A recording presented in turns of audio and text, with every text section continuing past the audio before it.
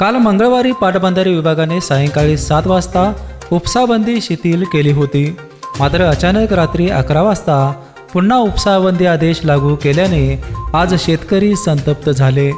कोल्हापूर जिल्ह्यातील शेतकऱ्यांनी एकत्र येत दुपारी पाटबंधारे कार्यालयावर जोरदार धडक देत उपसाबंदी मागे घेण्याची मागणी केली.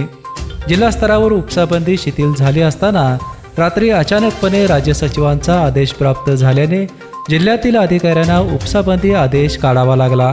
त्यामुळे आमदार चंद्रदीप नरके आणि माजी आमदार उल्हास पाटील यांनी आंदोलनात सहभाग घेत उपसाबंदी मागे घेण्याची मागणी केली आहे. काल कॅबिनेटमध्ये या संपूर्ण महाराष्ट्रातल्या पाणी टंचाईची भीषणता लक्षात घेऊन शासन सचिव स्तरावरती त्या ठिकाणी टिप्पणी ठेवण्यात आली होती. तिथं तशा पद्धतीचा निर्णय झाला की सरसकट सगळ्यांचीच उपसाबंदी आहे तशी लागू ठेवा. त्यामुळे इथल्या अधिकाऱ्यांची सुद्धा काल गैरसोय झाली किंवा त्याच्यामध्ये अधिकारावरती मर्यादा आल्या.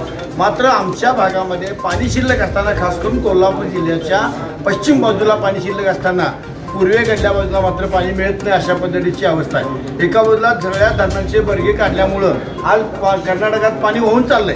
राजापूरचा बंधारा ओव्हरफ्लो झाला आहे आणि दुसऱ्या बाजूला लाईट आहे, नदीत पाणी आहे आणि आमची मात्र लागणीसारखी पिकं, भाजीपाल्यासारखी पिकं सुकायला लागली, वाळायला लागली. आमचं म्हणणं एवढंच आहे, शिल्लक पाण्यातनं अजून एखादं आवर्तन 4-5 दिवसाचं झालं तर निश्चितपणानं प्रशासनावरचा ताण कमी होईल आणि या ठिकाणी शेतकऱ्यांना सुद्धा त्यांची पिकं वाचवल्याचं समाधान किंवा उद्याच्या काळातलं त्यांचं जगण्याचं साधन वाचवलं जाईल. आताच आपण कोल्हापूरचे एसी पाटोळे आहेत, त्यांनी 31 ऑगस्टपर्यंत पिण्याचं शिल्लक पाणी ठेवून एक फेर पाण्याचं होईल, 4-5 दिवस उपसाबंदी शिथिल करता येईल अशी आकडेवारीवर सचिव डोवालना पाठवलेलं आहे. मी पालकमंत्र्यांशी बोललो आहे. पालकमंत्री त्या ठिकाणी डोवालांना घेऊन या ठिकाणी उपसाबंदी शिथिल करण्यासंदर्भात आज कारवाई करायच्या संदर्भात तिथं कामाला लागलेलं आहे. मला वाटते उद्या याच्या संदर्भात निर्णय घेईल. वेपेनसाठी कोल्हापूरहून विजय यशपुत्र.